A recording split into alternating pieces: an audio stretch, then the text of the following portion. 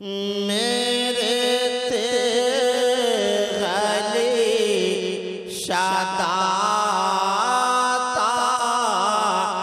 तेरा आस्ता सखी है। मेरे तेगली शादाता तेरा आस्ता सखी है।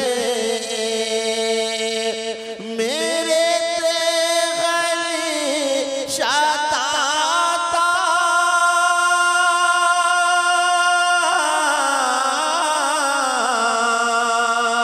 तेरा आस्ता सखी है। मेरी खाली झोली भरे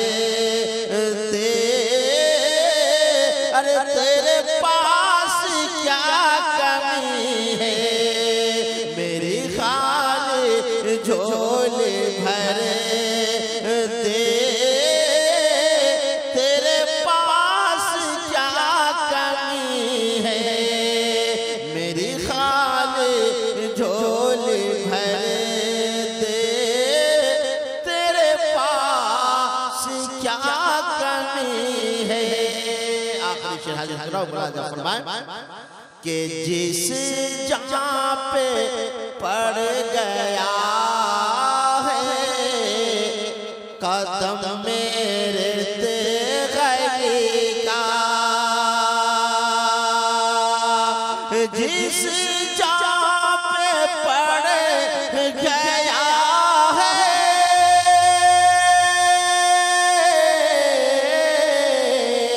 जिस जहाँ पे पड़ गया है कदम मेरे तेगली का, कदम मेरे तेगली का, तो उस सरज़मीं से अब भी खुशबू निकल रही है। उस सरज़मीं से अब भी खुशबू निकल रही है। उस सरज़मीं से अब भी खुशबू निकल रही है। दुरूद सुना सैयदना व नबीना वो साहब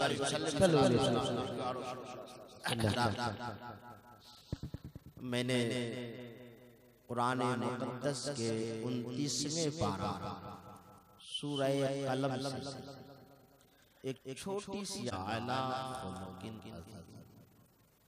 अल्लाह फरमा रहा है, मेरे महबूब आप का अखलाक बहुत अजीम है, आपका किरदार बहुत आला है, आपका आचरण थोड़ा सा इसको कम कीजिए, आपका आचरण बहुत निराला है। अखलाक, मोहब्बत, किरदार, आचरण, तहजीब, कल्चर, सभ्यता, ये वो चीजें हैं जिसके ऊपर इस्लाम की तालीम की मुकम्मल बुनियाद कायम है। यही वजह के बिहार के मशहूर मारूफ वली कामिल हजरत शेख शरफुद्दीन अहमद यहिया मुनीरी, जिन्हें मखदूम बिहार कहते हैं, 1181 ईस्वी में आपके जद्दे अमजद ताजुल फकीर रहमतुल्लाह अलैह बैतुल मुक़द्दस से तशरीफ लाए और मनेर शरीफ में पूरे इलाका की पहली खानकाह कायम की। आपसे पूछा कि हुजूर सुलूक इल्लाह के लिए आपने कौन सा रास्ता इख्तियार किया, यानी अल्लाह तक पहुंचने के लिए आपने कौन सा रास्ता इख्तियार किया। तो आप फरमाते हैं कि अल्लाह तक पहुंचने के लिए रास्ते तो बहुत सारे हैं, मगर सबसे बेहतरीन रास्ता अखलाक और किरदार है। यही वजह है, एक को कम कीजिए ना, कि मेरे पैगंबर ने जो अखलाक का दर्स दिया है, मेरे पैगंबर ने जो किरदार दिया है, पूरी दुनिया की तारीख में मेरे पैगंबर के अखलाक और किरदार का कोई तुलना नहीं कर सकता है। आज लोग कहते हैं इस्लाम तलवार के जोर से फैला। एक बात जरूर याद रखिएगा, तलवार के जोर से किसी की गर्दन झुकाई जा सकती है, दिल नहीं झुका सकते। यही वजह है कि गर्दन झुकाने वालों को लोग आज नहीं जानते। आप में से कोई है तो बता दे हमें, रजिया सुल्ताना का मकबरा बलबन का कहां है? 32 साल दिल्ली की सल्तनत पर शानदार शासन करने वाला बलबन, कोई बताए तो कि मकबरा कहां है? औरतों में हिंदुस्तान का पहला सुल्तान रजिया सुल्ताना, उसकी कब्र कोई बताए? नहीं। खलजी कहां गया? बलबन कहां गया? तुगलक कहां गया? बड़े बड़े राजा जिनकी तलवारें चलती थी, कोई रोक नहीं सकता था, कहां गया? लेकिन जिन्होंने कभी तलवार नहीं उठाई, जिन्होंने कभी हाथ में तलवार नहीं उठाई, अगर तलवार उठाई है तो प्यार की तलवार उठाई है, अखलाक की तलवार उठाई है, किरदार की तलवार उठाई है, इस्लामी कल्चर, इस्लामी तहजीब कि जिसने तलवार उठाई, शासन नहीं किया, फोर्स नहीं था, फौज नहीं था, हुकूमत नहीं किया, पूरी दुनिया राजाओं का राजा जानती है, बादशाहों का बादशाह क्या, बच्चा बच्चा जान रहा है कि गरीब नवाज का आस्थाना कहां है। इन्होंने तलवारें नहीं चलाई थी, अखलाक की तलवार दिया था, प्यार मोहब्बत से इन्होंने पूरे इलाके को सैर किया था। और क्यों ना हो, इसलिए कि जिनके गुलाम है उस आका ने ही अखलाक का दर्स दिया है। अपनों को भी गले लगाओ, दुश्मनों को भी गले लगाओ, और सारे लोगों के बीच प्यार मोहब्बत के साथ जो तबलीग करोगे वही कारगर तबलीग होती है, वही कामयाब होती है। यही वजह है कि मेरे पैगंबर ने जो अखलाक और किरदार का दर्स दिया है, आज पूरी दुनिया हैरत में है कि वैसा अखलाक पेश करने वाला कोई नहीं। लेकिन हम उनके गुलाम हैं, उन्हीं का कलमा पढ़ते हैं, लेकिन हमारा अखलाक कहाँ चला गया, किरदार कहाँ चला गया।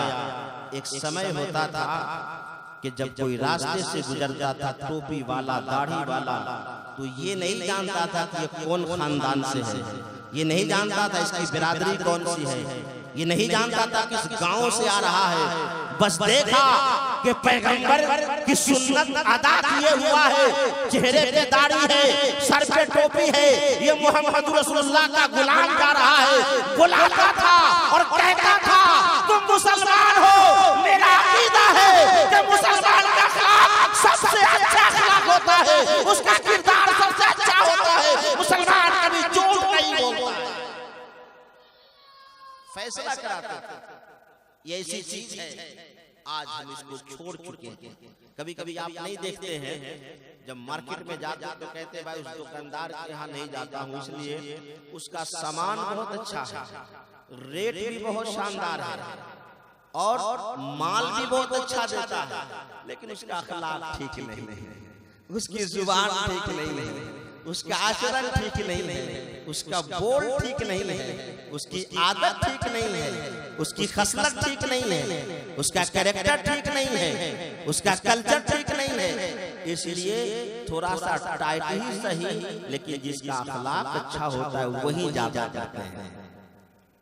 पैगंबर ने इसी को अपनाया और उसकी एक दलील दे रहा हूं, नंबर 1, मेरे पैगंबर एक मर्तबा खाना खा ऐशा की बात टहलने के लिए निकले। टहलते टहलते मेरे पैगंबर कुछ दूर चले गए तो देखा कि किसी घर से किसी के रोने की आवाज आ रही है। रोने की तो एक इंसान का नेचर होता है, उसका मिजाज होता है कि आप भी अगर रात में या दिन में कभी गुजरेंगे रास्तों से और देखेंगे कि कुछ लोग हंगामा कर रहा है, कुछ लोग रो रहा है, चिल्ला रहा है, तो आप 2 मिनट जरूर, लाख आपको जरूरत हो फिर भी ठहर जाएंगे और जरा पूछेंगे कि आखिर हालात क्या है, लोग रो क्यों रहे हैं, हंगामा क्यों करा है, ये शोर क्यों हो रहा है। तो इंसान का एक नेचर होता है। तो जब एक आम आदमी का ये मिजाज है, इंसानियत के नाते ठहर करके उसकी खोज खबर ले लेना, तो फिर मेरे मुस्तफा का कहना क्या है। वो इंसानियत का जो मकाम इंतहा है, जिस मकाम इंतहा से आगे इंसानियत का एक मकाम नहीं बढ़ सकती है, मेरे मुस्तफा उस इंतहा मकाम पर फायदा हजरात मेरे पैगंबर ठहर गए और ठहर करके सोचने लगे ये रोने की आवाज कैसी है, किस प्रकार का, क्योंकि इंसान के रोने के अंदाज से समझ में आता है कि किस गम में रो रहा है। ठहर गए मेरे मुस्तफा और देखा सुना तो मुस्तफा जाने रहमत ने महसूस किया, लगता ये बहुत गम में रो रहा है, दुख में रो रहा है, बड़ी मुसीबत में रो रहा है। और मेरे मुस्तफा तो सबकी मुसीबत को दूर करने के लिए आए हैं। कुरान कहता है वमा अरसलनाका इल्ला रहमतल लिल आलमीन, ऐ महबूब हमने तो आपको मर्सी बना करके भेजा, पूरे दुनिया के लिए रहमत बना करके भेजा है। हुजूर आहिस्ता आहिस्ता आहिस्ता आहिस्ता उसके घर में चले गए और जब घर में गए तो देखा कि रोने वाला शख्स खट्टा खट्टा इंसान है, खूब फरबा है, खूब ताकतवर है, जवान है और काला कलौठा है, बड़े गम में रो रहा है, बड़े दुख में रो रहा है और रो रो करके अल्लाह से शिकायत कर रहा है, ऐ परवरदिगार तूने मुझको क्यों पैदा किया, और अगर पैदा किया तो इंसानियत की जो खसरत होती है आज हम उससे बहुत दूर है। क्या मुझे आराम नहीं चाहिए, क्या मुझे चैन नहीं चाहिए, क्या मुझे सुकून नहीं चाहिए, क्या मुझे सोने की आवश्यकता नहीं है, सोने की जरूरत नहीं है। मेरा हाल ये है कि मेरा मालिक मेरे ऊपर जुल्म की इंतहा किए हुआ है, दिन भर बकरियों के रेवड़ जंगलों में चराता रहता हूँ और शाम को जब लौट करके आता हूँ तो हाल ये होता है कि मैं 2 रोटी, भाई इतना इको क्यों बढ़ा रखे, इको कम कीजिए ना, लोगों को समझ में आना चाहिए, चिल्लाने से फायदा नहीं होता, समझ में आना चाहिए। हजरात क्या कहा, हाँ प्लेन कर दीजिए और बेहतरीन बात है। हजरात मैं ये करना चाहूंगा, शिकायत कर रहा है, दिन भर बकरियों का रेवड़ चराता है और चरा करके आता हूँ तो जाहिर सी बात है इंसान हूँ, थका हारा हूँ, 2 रोटी खा करके सो जाऊंगा। लेकिन उसका हाल क्या होता है, मालिक इतना जुल्म करता है कि दिन भर बकरियां चराते चराते बेचारा थक जाता है और थकने के बाद घर पे आता है कि 2 रोटी खा करके चैन से सो जाए। मगर हाल ये है कि 1 मन जौ उसका मालिक रोजाना चक्कियों पर पीसने के लिए दे देता है, चक्कियों पर पीसने के लिए दे देता है, लो इसे पीसो, सुबह सुबह मुझे बाजार में जाकर के आटा बेचना पड़ता है, जब तक इसे नहीं पीसोगे उस वक्त तक के नहीं सोना। हाल ये होता है कि 1 मन जौ पीसते पीसते पीसते पीसते सुबह हो जाती है, न सो पाते हैं, न आराम मिलता है, न चैन मिलता है, न सुकून मिलता है, न नींद पूरी होती है। फिर दिन में बकरियों का रेवड़ चलाने चला जाता हूँ, दिन भर चलाता रहता, वहां भी नहीं सो सकता। अगर सो गया कोई बकरी अगर गायब हो गई तो मालिक हिसाब कौन देगा, जुल्म की इंतहा किया हुआ है, इसलिए वहां भी नहीं सो पाते और वहां से लौट के आएंगे कि 2 रोटी खा करके सोएंगे। मालिक जुल्म ये कर रहा है कि 1 मन अनाज दे दे रहा है, इसे पीसो और जब तक नहीं पीसोगे सोना नहीं। हाल ये होता है कि पीसते पीसते सुबह हो जाती है, सुबह हो जाती है और चैन सुकून खत्म हो जाता है। इसलिए अल्लाह से शिकायत कर रहा है, परवरदिगार इस जिंदगी से बेहतर है कि तू मुझे मौत दे दे, मौत दे दे, जहाँ चैन नहीं, सुकून नहीं, इत्मीनान नहीं, वहाँ जीने से मतलब क्या है? ऐ खालिक, तूने पैदा किया है मगर न मुझे चैन और सुकून है, न इत्मीनान है, इससे बेहतर है कि मेरी जिंदगी के लिए दुआ कर रहा है, रो रहा है, गिड़गिड़ा रहा है। मेरे मुस्तफा ने जब सुना तो मेरे पैगंबर की आंख से आंसू आ गए, आंसू आ गए। और क्यों नहीं आए? आप तो सारे इंसानों के लिए रहबर बन करके आए थे। इंसानियत जहां मुकम्मल होती है वो मेरे मुस्तफा की जात है। हजरात, मेरे पैगंबर ने जब पूछा, कहा है बाबा तुम बड़े दुख और गम में रो रहे हो, एक बात बताओ, तुम्हारी कुछ हिमायत मैं कर सकता हूँ, तुम्हारी कुछ सहायता कर सकता हूँ, तुम्हारा कुछ हेल्प कर सकता हूँ? तो उसने कहा कि अगर मेरा एक हेल्प कर दीजिए और सहायता कर दीजिए तो आपकी बड़ी मेहरबानी होगी। कहा क्या सहायता? ऐसा कीजिए, मेरे मालिक से जा करके मेरा बोझ जरा सा कम करा,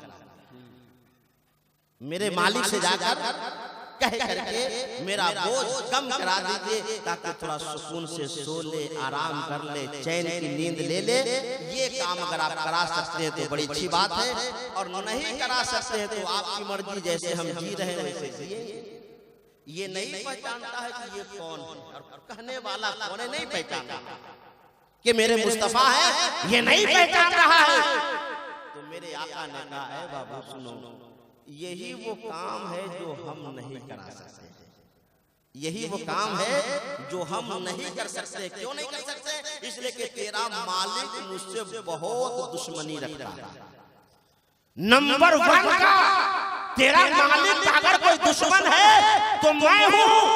तो दुश्मन होने के नाते अगर तेरा रिकमेंडेशन लेकर, तेरी सिफारिश लेकर तेरे मालिक के पास जाऊंगा तो मालिक कहेगा कि मेरा नौकर अगर सिफारिश भी लेकर के आया है तो किसी हिमायती का नहीं है, दुश्मन का लेकर के आया है।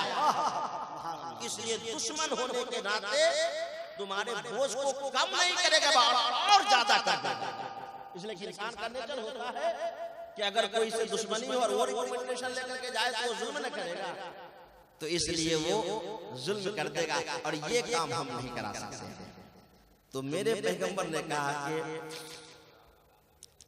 ऐसा करो, ये तो काम नहीं कर सकते हैं मगर हम तुम्हारा नारे तकबीर, नारे रिसालत, मसला के आला हजरत नकीब आजम हिंदुस्तान मौलाना महबूब गौहर, नारे तकबीर।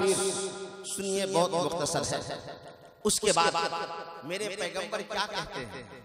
मेरे पैगंबर कहते हैं कि ये काम तो हम नहीं कर सकते हैं मगर एक काम तुम्हारा जरूर कर सकते हैं, बस वो सुन लीजिए। क्या? ये काम तो नहीं कर सकते कि तेरे मालिक से कह के बोझ को डाउन करा दे, ये नहीं कर सकते, लेकिन एक सहायता जरूर कर सकते हैं। क्या? कि मैं रोजाना ऐशा की नमाज पढ़कर, खाना खाकर ऐसी टहलते टहलते आऊंगा, तुम्हारे घर पे आऊंगा, और तुम ये काम करना कि जब बकरियों का रेवड़ लेकर के आओ, बकरियां चरा करके आओ तो उसको बांध देना, और बांध देने के बाद जो 2 रोटी मालिक तुझको खाने के लिए देता है वो खा करके तुम चक्की चलाने के पीछे मत पड़ना, बल्कि उस गुंदुम को छोड़ देना और तुम इत्मीनान से सो जाना। घर में सो जाऊंगा और सुबह सुबह मालिक पूछेगा कि तुमने आटा क्यों नहीं बनाया, चक्की क्यों नहीं चलाई, जौ क्यों नहीं पीसा, तब क्या कहूंगा? तो मेरे मुस्तफा कहते हैं ये काम मैं कर दिया करूंगा, ये काम मैं कर दिया। जो नबियों के नबी है, रसूलों के रसूल है, क्या फरमाते हैं कि तुम्हारा ये काम मैं कर दिया करूंगा, तुम इत्मीनान से सो लेना ताकि तुम्हें चैन मिल जाए, सुकून मिल जाए। जब ये बात देखी खुशी से झूम गया कि जहां जुल्म सितम का जिस मुआशरे में हद पार हो रही हो और ऐसे हालात में कोई ऐसा आदमी नजर आए जो फरिश्ता सिफत हो और इतनी खूबियों का मालिक हो, मेरी ऐसी सहायता करने के लिए तैयार हो, इससे बढ़कर के खुशी क्या होगी? क्या ठीक है, ये तो बड़ी अच्छी बात है। मेरे मुस्तफा आए रोजाना और वो बेचारा खा पी करके सो जाता था। मेरे मुस्तफा अपने हाथों से चक्कियों को पीस करके उसका आटा तैयार कर देते थे। एक दिन किया, 2 दिन किया, 3 दिन किया, चौथे दिन उसने पैगंबर का हाथ पकड़ लिया और पकड़ने के बाद कहता है, जनाब मैं आपको पहचानता नहीं हूँ, आप कौन हो? मुझे समझ में नहीं आता कि आप इंसान हो कि फरिश्ता हो कि जिन्नात हो कि क्या हो, मुझे समझ में नहीं आता। जिस मुआशरे में, जिस समाज में जुल्म से सितम की इंतहा हो और ऐसे समाज में ऐसा इंसान नजर आए, ये मेरी अकल से बाहर की बात है। आप पहले इंट्रोडक्शन दीजिए, अपना तारुफ करवाइए, अपना परिचय दीजिए कि आप हैं कौन। जब आप बता देंगे कौन है तभी मैं आपसे काम कराऊंगा, नहीं कराऊंगा हजरात। तब वो कहता है, जब ये कहा तो मेरे मुस्तफा ने कहा, सुनो तुम मेरा तारुफ जानना चाहते हो? हाँ, ये बताओ तुमने कभी मोहम्मद का नाम सुना है? कह दीजिए सुभान अल्लाह। कभी तुमने मोहम्मद का नाम किसी से या कहीं भी सुना है? तो वो क्या कहता, हाँ हाँ किसी से छोड़िए, कहीं की बात मत कीजिए, मैं तो रोजाना खुद अपने मालिक से सुना करता हूँ। मेरा मालिक रोजाना सुबह सुबह जब बकरियां लेकर के जाता हूँ तो मेरा मालिक यही मुझसे कहता है कि मेरे गुलाम सुन, तुम सबके पास जाना, सबकी बात सुनना, मगर हमारे मुआशरे अरब के समाज में एक ऐसा इंसान आया है जिसका नाम मोहम्मद है, हाशिमी घराने का है, अब्दुल्ला का बेटा है, अब्दुल मुत्तलिब का पोता है, उसका दावा है अल्लाह एक है। सारे लोग जो भी उनके पास जाते हैं उनकी जुबान का ऐसा असर होता है, वो जादूगर है, जुबान में जादुई अंदाज है। जब भी कोई उसके पास उसकी बातों को सुनने जाता है, उसके जादू का ऐसा असर होता है कि अपने धर्म को भी छोड़ देता है, अपने दीन को भी छोड़ देता है, बाप दादा के खानदान को छोड़ देता है और अब वो मोहम्मद का हो जाया करता है। ये मैं अपने मालिक से सुनता हूँ और कहता है मेरा मालिक तू सबके पास जाना, मोहम्मद के पास नहीं जाना, क्योंकि अगर मोहम्मद के पास चले गए तो तुम उन्हीं का हो जाओगे, क्योंकि उनकी जुबान में जादुई असर है और तुम अपने दीन से अलग हो जाओगे।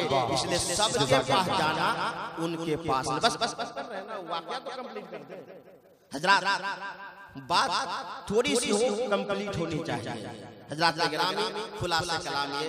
तब उसके बाद कहता है कि सुनो, तुम मालिक से सुनते थे ना, वही मोहम्मद मैं हूं, वही मोहम्मद मैं हूं। अखलाक देखिए, नहीं देखा कि कौन बिरादरी से है, कौन खानदान से है।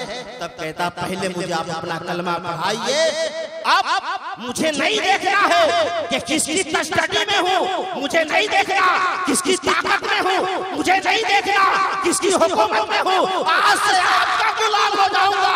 मेरा मालिक चाहे लाख जुल्म सितम का पहाड़ तोड़ता रहे, मगर आज अगर आपका कलमा पढ़ लिया है, मेरा दिल कहता है जिसकी अखलाक ऐसा होगा, जिसकी किरदार ऐसा होगा, जिसकी आचरण ऐसा होगा, जिसकी तहजीब ऐसी होगी, जिसका कल्चर ऐसा होगा, जिसका सभ्यता ऐसा होगा, जिसका आचरण ऐसा होगा, ऐसा खुदा की अल्लाह का नबी होगा। ये है मेरे पैगंबर का अखलाक, ये है मेरे पैगंबर का किरदार, यही अखलाक और किरदार मुसलमानों के सेवा है और इस्लामी तालीम का उसूल, ज़ाब्ता और कानून है। आज हम इससे कोसों दूर हो गए हैं। इसलिए मेरे भाइयों, अखलाक और किरदार को बेहतर बनाइए, प्यार मोहब्बत से रहिए, इत्तेफाक कायम कीजिए, इत्तेहाद कीजिए, सारे लोगों से मिलजुल करके रहिए। ये इस्लाम की बुनियादी शिक्षा, बुनियादी तालीम है। ये तो बस एक दलील थी जो हमने आपके सामने सामने पेश किया। अल्लाह ताला इस महफिल को कबूल फरमाए और जफर मस्तान साहब ने जितने अखराजात करते हैं अल्लाह ताला उसका बेहतरीन जज़ा और बदला अता फरमाए। व मा अलैना इल्लल बलाग।